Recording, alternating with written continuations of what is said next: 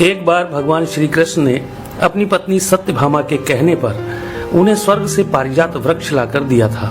तब सत्यभामा को इस बात का अभिमान हो गया था कि वह सबसे अधिक सुंदर है और भगवान श्री कृष्ण की अति प्रिया भी है। इसी कारण उन्होंने उन्हें पारिजात वृक्ष लाकर दिया है। इसी प्रकार सुदर्शन चक्र ने जब एक बार इंद्र के वज्र को निष्क्रिय कर दिया था, तब से उसे भी यह अभिमान हो गया था कि भगवान के पास युद्ध में जब कोई उपाय नहीं बचता है तो वह उसकी ही मदद लेते हैं। इसी तरह भगवान का वाहन गरुड़ भी यही समझने लगा था कि भगवान मेरे बिना कहीं जा नहीं सकते, क्योंकि मेरी गति और मेरे बल का कोई मुकाबला ही नहीं कर सकता है। इन तीनों के इस अहंकार को तोड़ने के लिए एक दिन भगवान श्री कृष्ण ने हनुमान जी का स्मरण किया था। उनके स्मरण करते ही हनुमान जी तत्काल द्वारिका आ पहुँचे थे। भगवान श्री राम और भगवान श्री कृष्ण एक ही हैं, यह तो हनुमान जी जानते ही थे।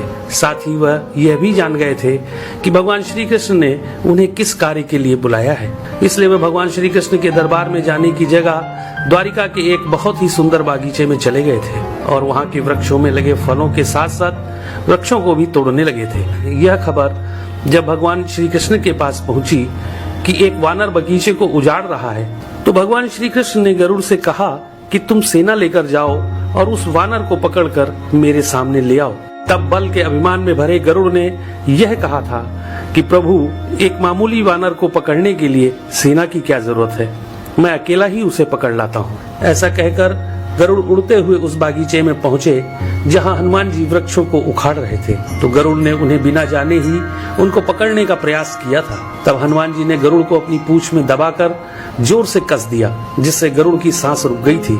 गरुड़ को इस प्रकार कुछ समय तक पीड़ित करने के बाद हनुमान जी ने अपनी पूंछ से ही गरुड़ को दूर समुद्र में फेंक दिया था। तब गरुड़ बड़ी मुश्किल से खुद को संभालकर भगवान श्री कृष्ण के दरबार में वापस आकर यह बोले थे कि प्रभु, वह कोई साधारण वानर नहीं है, इसलिए मैं उसे पकड़कर नहीं ला सका। यह सुनकर भगवान श्री कृष्ण ने कहा कि वह अवश्य ही श्री राम जी के भक्त हनुमान होंगे।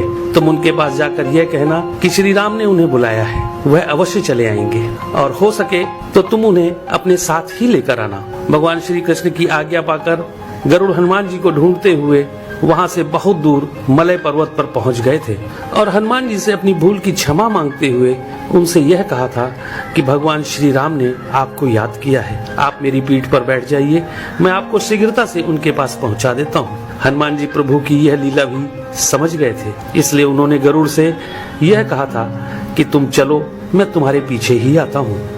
इधर द्वारिका में भगवान श्री कृष्ण ने राम का रूप धारण किया और सत्यभामा के साथ सिंहासन पर बैठ गए थे और सुदर्शन चक्र को यह आदेश दिया कि तुम द्वार पर रहो, बिना मेरी आज्ञा के कोई भी अंदर न आने पाए। तभी हनुमान जी द्वार पर पहुंच गए थे तो सुदर्शन ने उन्हें रोकते हुए यह कहा था कि तुम बिना आज्ञा के अंदर नहीं जा सकते हो।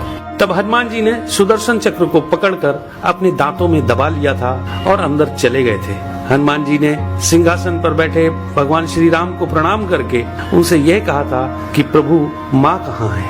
आपके पास उनके स्थान पर यह कौन दासी बैठी है? सत्यभामा ने जब यह बात सुनी तो बड़ी ही लज्जित हो गई थी और उनका सारा घमंड चूर हो गया था। तभी थके हुए गरुड़ देव भी हांफते हुए दरबार में आ गए थे। गरुड़ ने वहाँ हनुमान जी को देखा तो वह चकित रह गए थे कि मेरी गति से भी तेज गति से हनुमान जी वहाँ पहुँच गए। इस प्रकार गरुड़ का बल और गति दोनों का अभिमान चूर हो गया था। तभी श्री राम रूपी कृष्ण ने हनुमान जी से यह पूछा कि तुम अंदर कैसे आ गए थे? तुम्हें क्या द्वार पर किसी ने रोका नहीं था?